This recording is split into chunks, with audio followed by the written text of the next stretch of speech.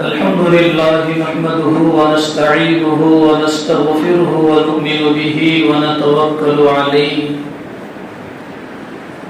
ونعوذ بالله من شرور أنفسنا ومن سيئات أعمالنا من يهده الله فلا مضل له ومن يضلله فلا هادي له ونشهد أن سيدنا ومولانا محمدا عبده ورسوله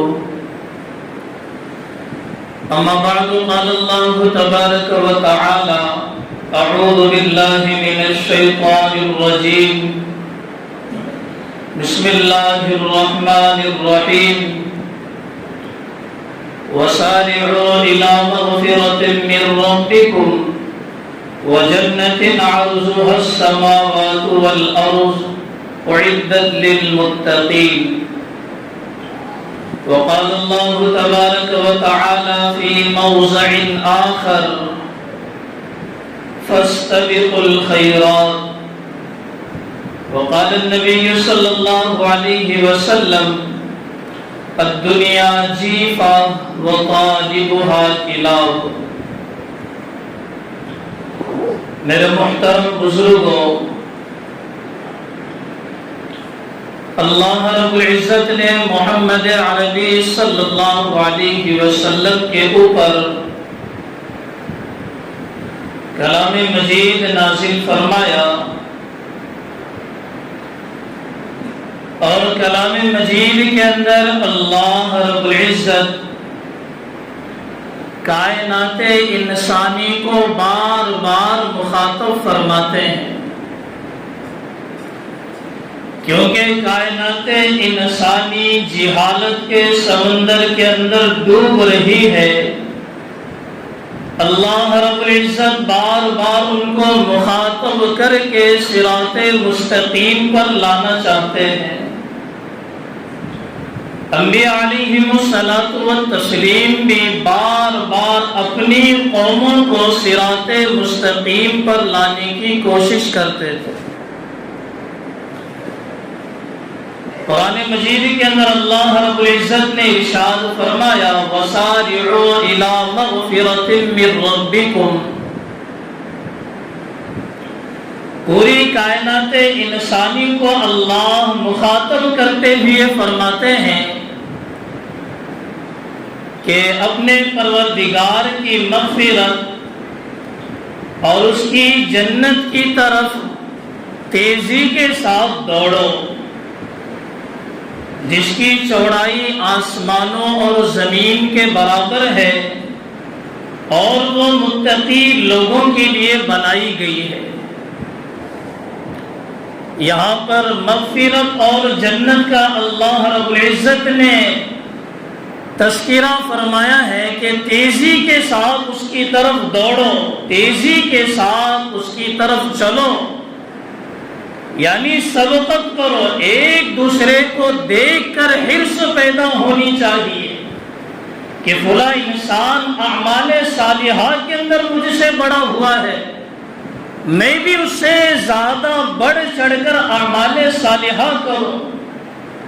دوسری جگہ اللہ رب العزت نے ارشاد فرمایا فاستبقوا الخیرات، کہ بھلائی اور نیک کاموں کے اندر سبقت کرو، تیزی کے ساتھ دوڑو، ایک دوسرے سے ریس لگاؤ۔ اللہ رب العزت ارشاد فرماتے ہیں بھلائی کے کاموں میں، نیکی کے کاموں کے اندر ایک دوسرے سے ریس لگاتے ہوئے اللہ رب العزت کے تقوی کو حاصل کرو، اللہ رب العزت کے ساتھ اپنا تعلق مضبوط کرو، نیکی کے ذریعے سے، بھلائی کے کاموں کے ذریعے سے۔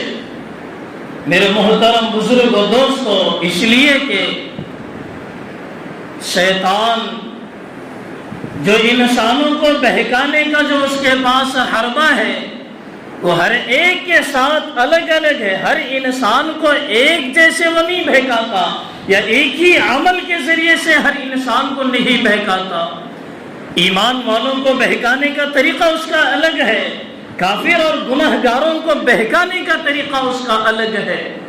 اگر کوئی انسان یہ سوچے کہ کافروں کو اور گناہگاروں کو اور ایمان والوں کو شیطان ایک ہی عمل کے ذریعے سے یا ایک ہی طریقے کے ذریعے سے اگر بہکاتا ہے تو انسان گھاٹے کے اندر، نقصان کے اندر جی رہا ہے۔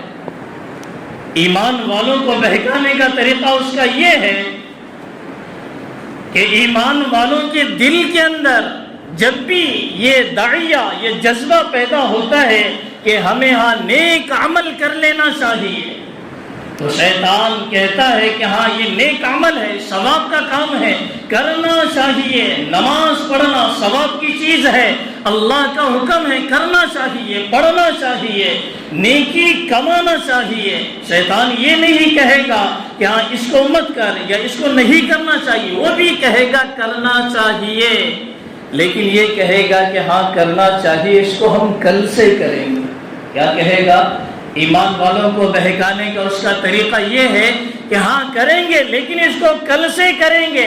ہمارے بھی ذہنوں کے اندر، ہمارے بھی دلوں کے اندر یہ خیالات آتے ہیں کہ جب بھی نیکی کا معاملہ آتا ہے یا جب بھی نماز کا وقت آ جائے یا کسی نیک عمل کرنے کا وقت آ جائے تو ہمارے ذہن کے اندر، ہمارے دلوں کے اندر یہ خیالات آتے ہیں کہ کل سے کریں گے، کل تو وقت رہے گا، نیک عمل بھی رہے گا، نماز پڑھنے کا وقت بھی رہے گا، آج نہیں کل پڑھ لیں گے۔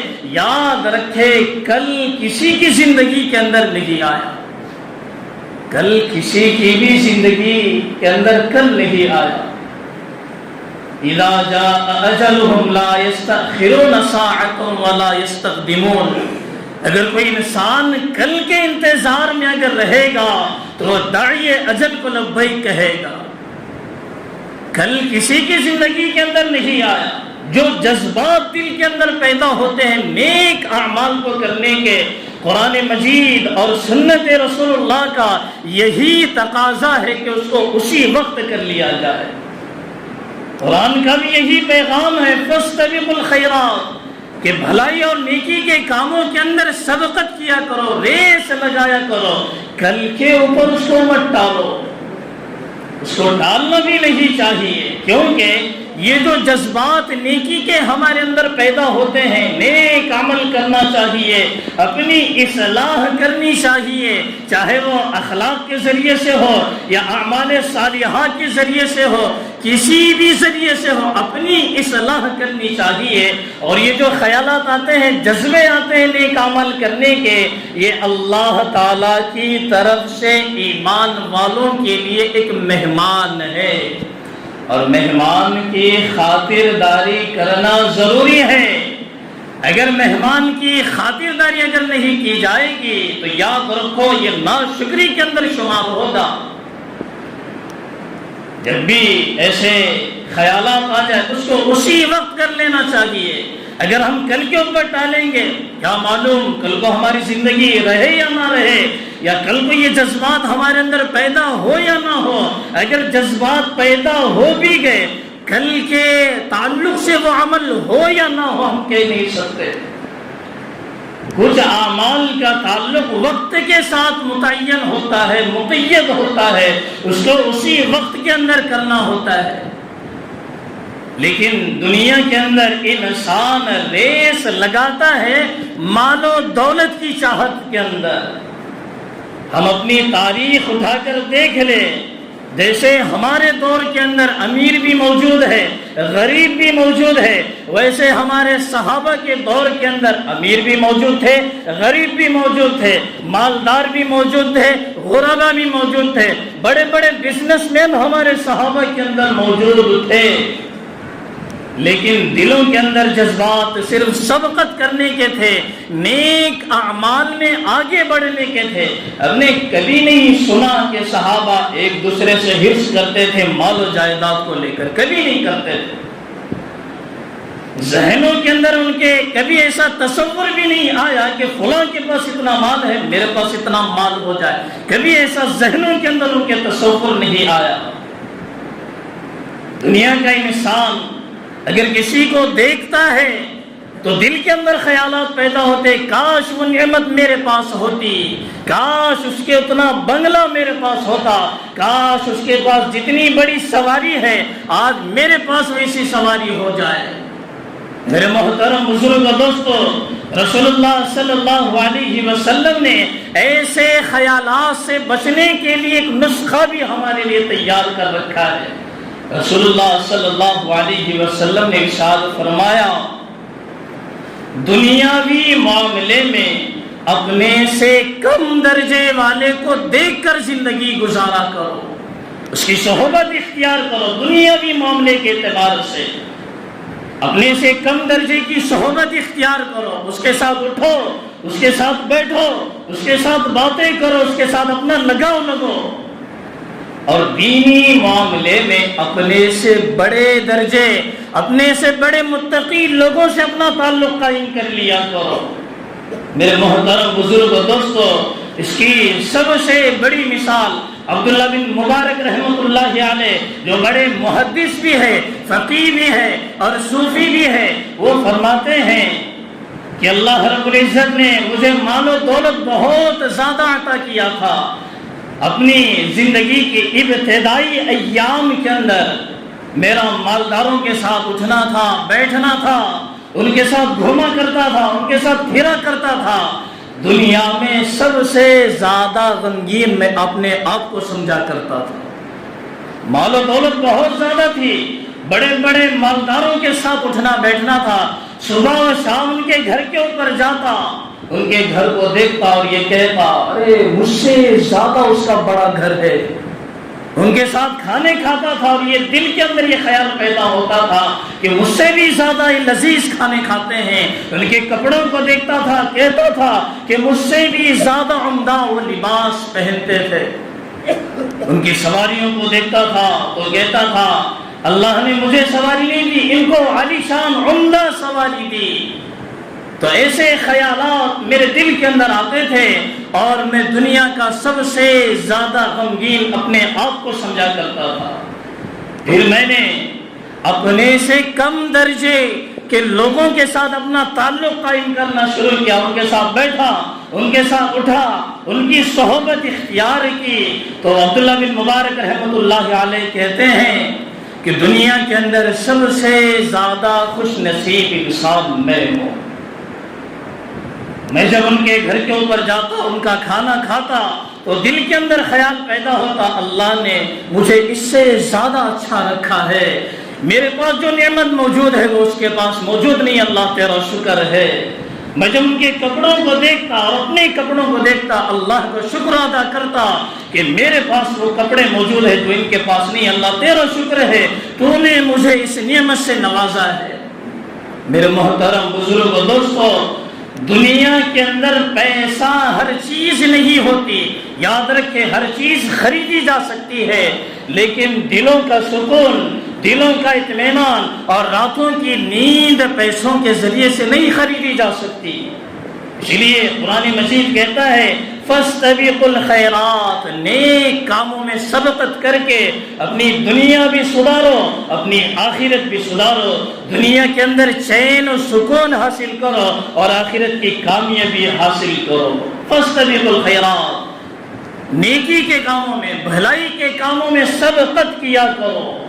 ہمارے صحابہ کرام رضوان اللہ تعالی علیہم اجمعین کو ہم اٹھا کر دیکھ لے کہ کبھی دل کے اندر خیال پیدا نہیں ہوا کاش اللہ تعالیٰ اس سے زیادہ دولت مجھے دے دیتے، کبھی ایسا خیال پیدا نہیں ہوا۔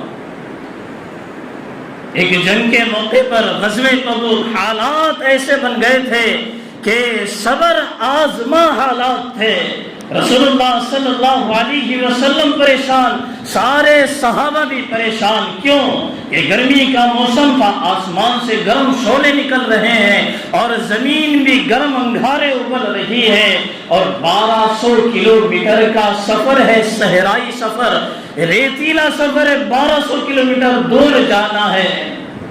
گھوڑے موجود نہیں، مال و دولت موجود نہیں، سواریاں موجود نہیں، اور موسم ایسا ہے کہ کھجوریں توڑنے کا موسم ہے۔ کھجوریں جو سال بھر کی معیشت کے، جس کے اوپر دار و مدار ہے، اس کے توڑنے کا موسم ہے، اور رسول اللہ صلی اللہ علیہ وسلم کی جانب سے یہ حکم ہوا کہ ہر انسان کو اس میں شریک ہونا ضروری ہے۔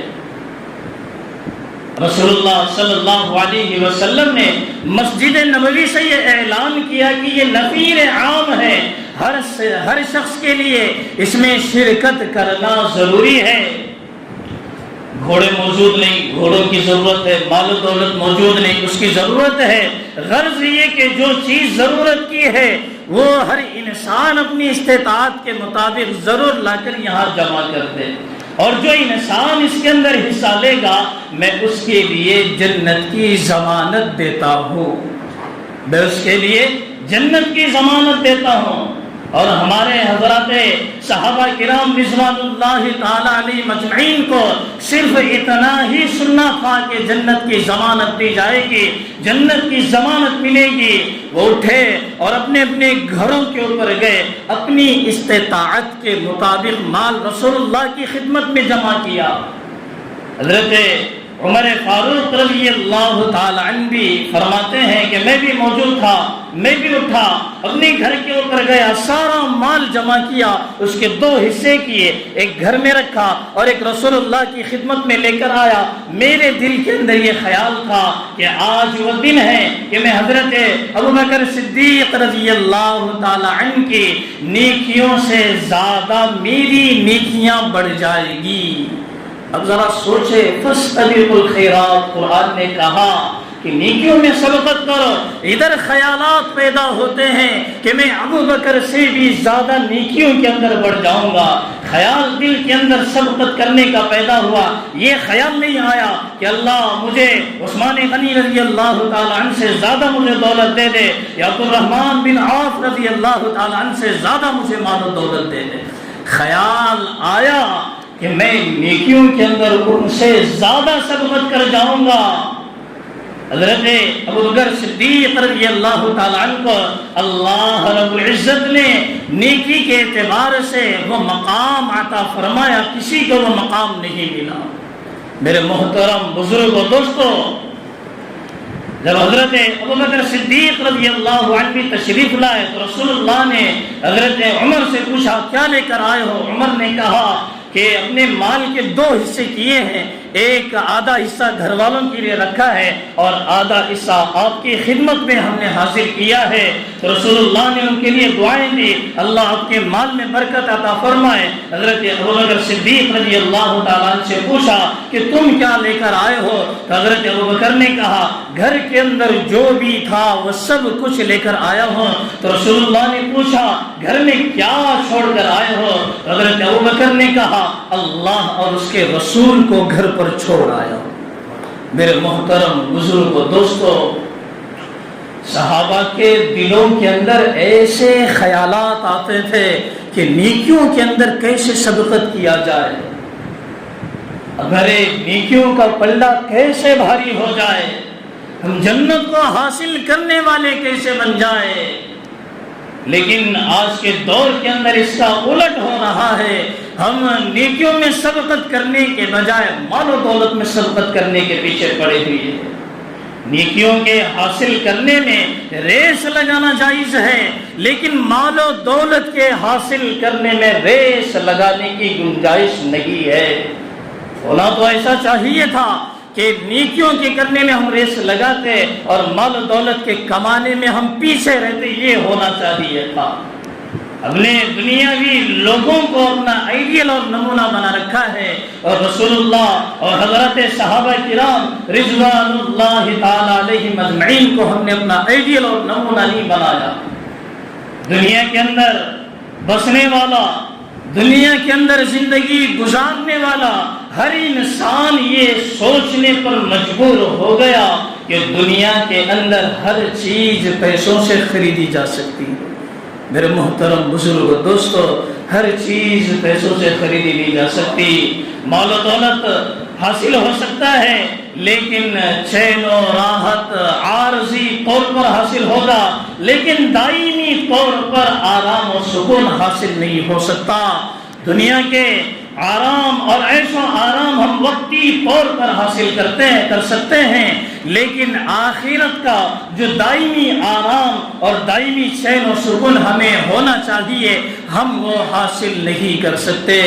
میرے محترم بزرگ و دوستو، مفتی تقی صاحب عثمانی اپنی کتاب کے اندر ایک واقعہ لکھتے ہیں، فرماتے ہیں کہ ایک شخص ان کے پاس آیا اور یہ کہنے لگا کہ میں نے عمرے کا ارادہ کیا اور میں عمرے کے لیے بھی گیا، اور میرے ساتھ میں ایک بڑا مالدار شخص تھا جس کے پاس بہت زیادہ مال تھا، اس نے بھی عمرے کا ارادہ کیا۔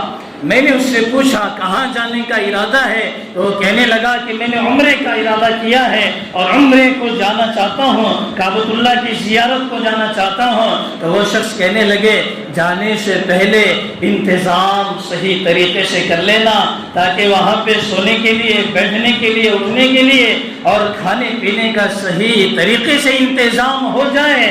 تو وہ شخص کہنے لگا، وہ بڑا مالدار تھا جس کے دماغ کے اندر مال و دولت کا گھمنڈ سوار تھا، وہ کہنے لگا کہ اللہ کا شکر ہے مال و دولت بہت ہے ہمارے پاس، جہاں 10 ریال خرچ ہو سکتے ہیں میں وہاں پر 20 ریال خرچ کر کے عیش و آرام بھی حاصل کروں گا، اچھے اچھے کھانے بھی کھاؤں گا۔ کچھ دن کے بعد جب وہ دونوں عمرے کے لیے وہاں گئے تو اس شخص نے دیکھا کہ حرم شریف کے دروازے کے سامنے وہی مالدار شخص اپنی گردن جھکائے بیٹھا تھا۔ وہ شخص قریب گئے اور کہنے لگے، پوچھا کیا معاملہ ہوا، اتنا غمگین کیوں بیٹھے ہوئے ہو؟ کہنے لگا صبح میں رمضان کا موسم تھا، رمضان کا مہینہ چل رہا تھا، کہنے لگا کہ صبح سحری کے لیے اٹھا، سحری کے لیے اٹھا، ہوٹل گیا، دیکھا تو کیا ہے کھانا ختم ہو چکا ہے، بغیر سحری کیے ہوئے حرم شریف کے دروازے کے اوپر اپنا سر جھکائے بیٹھا ہوں، جیب کے اندر پیسے پڑے ہوئے ہیں لیکن کھانے کے لیے کوئی موجود نہیں ہے، جیب کے اندر پیسے موجود ہیں، اگر بغیر سحری کیے بھی اس نے روزہ رکھا ہے، اللہ تعالیٰ نے ایسے اس کے پیسوں کا گھمنڈ توڑا ہے۔ میرے محترم بزرگ دوستو، اس سے پتا چلا کہ پیسوں سے دنیا کی ہر ایک چیز نہیں خریدی جا سکتی ہے۔ رسول اللہ صلی اللہ علیہ وسلم نے ارشاد فرمایا، اگر آدم کے بیٹے کو اگر ایک سونے کا یا ایک وادی بھر کے اس کو سونا دے دیا جائے تو وہ دوسرے کی تمنا کرے گا، اتنا لالچی انسان ہے۔ رسول اللہ نے یہ فرمایا، اب بڑھ چڑھ کے وہ لالچ اور زیادہ بڑھ گئی ہے، نہ اپنی اصلاح کی فکر ہے، نہ اپنی اولاد کی اصلاح کی فکر ہے، کسی کی بھی اصلاح کی فکر نہیں پڑی۔ دنیا سے جائیں گے، آنکھ بند ہوگی تو پتا چلے گا کہ ہاں دنیا کے اندر اصلاح کر لیتے تو کتنا اچھا ہوتا، دنیا کے اندر اعمال صالحہ میں سبقت کر لیتے کتنا اچھا ہوتا، رسول اللہ صلی اللہ علیہ وسلم کے فرم و دعات کے اوپر اگر عمل کر لیتے کتنا اچھا ہوتا، کتنی عالی شان ہمیں اللہ رب العزت جنت عطا کرتے۔ میرے محترم بزرگ دوستو، وہ صحابہ کرام رضوان اللہ تعالیٰ علیہ مجمعین کو اپنا آئیڈیل اور نمونہ بنا کر زندگی گزارو، پھر دیکھو کہ دنیا کیسے اللہ رب العزت دنیا کو قدموں میں ڈالتے ہیں، ساری دنیا قدموں میں گرے گی، بشرطے کہ ہمیں اللہ کا ہونا پڑے گا۔ اور قرآن مجید کے اندر جس آیت مبارکہ کا اللہ رب العزت نے تذکرہ فرمایا ہے، اس آیت مبارکہ کے اوپر مکمل طریقے سے عمل کرنا ہوگا۔ اللہ رب العزت نے کلام مجید کے اندر بار بار، ایک بار نہیں، دو بار نہیں، اگر کسی بندے کو ایک بار کہا جائے وہ سن کر سنا کر دیتا ہے، بار بار اگر اسے کہا جائے تو وہ کہتا ہے کہ شاید کوئی گہری بات ہوگی، شاید کوئی کام کی بات ہوگی۔ تو اللہ رب العزت نے انسانوں کے مزاج کے مطابق قرآن مجید کے اندر بار بار تنبیہ کرتے ہوئے ارشاد فرماتے ہیں کہ اے لوگوں فلاں کام کرو کامیاب ہو جاؤ گے، اے لوگوں رسول اللہ صلی اللہ علیہ وسلم کی اطاعت کر لو کامیاب ہو جاؤ گے۔